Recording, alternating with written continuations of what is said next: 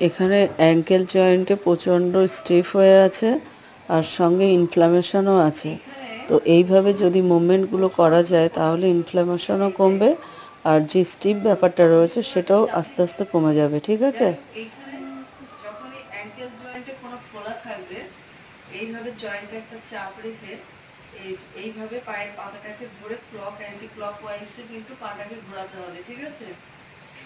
তোমরা এর আপডেটটা আগেই দেখেছিলে এই পেশেন্টের যে ফোলাটা কতটা বেশি ছিল আর এখন ফোলাটা কতটা কম আছে। ঠিক আছে?